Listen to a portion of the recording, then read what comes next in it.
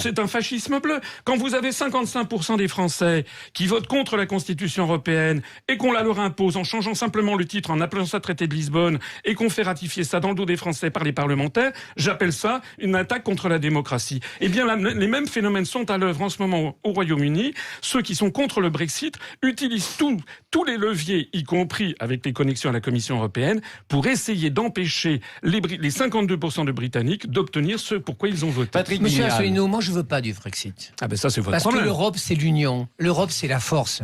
Aujourd'hui on a besoin d'une Europe forte. 30 000 entreprises françaises exportent aujourd'hui. Vous allez faire quoi? Remettre des frontières? Les Britanniques qui voudront venir en France, il faudra un passeport, un visa. Les Français qui voudront travailler. Enfin franchement, moi j'ai pas honte de le dire. Ça me plairait que les entreprises britanniques viennent sur le sol à Paris. Mais moi j'ai envie d'une Europe forte, sociale, solidaire. Il y en a certains qui sont un petit peu arrogants et présomptueux, mais la classe politique va leur apprendre qu'il faut se calmer. Mais c'est incroyable. Un mot, cher monsieur, vous parliez sur le mensonge.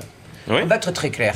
S'il faut dire la vérité aux Français, ça veut dire 10 ans de sang et de larmes. Et je suis désolé de vous le dire, à un moment donné, vous confondez tout sur ce coup-là. Ça veut dire que vous assumez de mentir aux Français? Mais je mens pas, monsieur. Mais vous voulez que je vous parle de dossiers importants? Si vous voulez dire la vérité aux Français, ça veut dire que vous ne le dites pas? Vous voulez dire la vérité aux gens sur ça? Qu'est-ce que le terrorisme vient faire là-dedans? Vous voulez dire sur le chômage aux gens? Mais attendez, je suis désolé, aujourd'hui, il faut donner une vision d'espérance aussi aux Français. Donc à un moment donné, le problème de la politique, c'est pas de mentir, c'est de faire des choses. Vous êtes toujours en train de laver plus blanc, plus blanc. Vous savez, j'ai compris une chose, moi. Les gens qui sont de plus transparents, à l'arrivée, c'est pas ceux-là qui sont transparents. Donc aujourd'hui, on a un gouvernement qui est renouvelé, on a cette personne qui a des choses à dire et à faire, et vous restez braqué sur un tweet. Ça me gêne. Je réponds en une phrase, cher monsieur, je me réjouis de vous entendre dire cela. Enfin, ou plutôt, c'est-à-dire, j'ai dit quoi?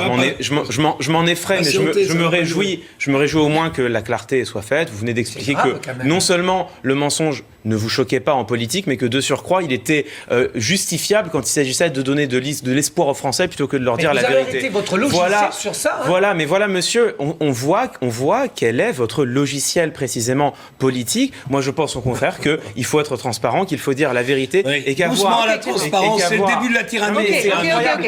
Pas tous en même temps. Non, mais c'est incroyable. Doucement à la transparence. En fait, que vous me disiez que les accusations de mensonge ne sont pas justifiées, on pourrait en débattre, mais que vous me disiez que ça ne vous choque pas, et même monsieur, que vous m'expliquez que pour vous, mentir en politique, c'est normal, les bras m'en tombent, mais au moins c'est exactement ce que vous avez dit. C'est exactement ce que vous avez dit, mais au moins on voit très bien l'image que vous faites de la fonction politique dans ce pays. Vous n'étiez pas bon à avancer dans le pays. C'est pas un procès, c'est des déclarations.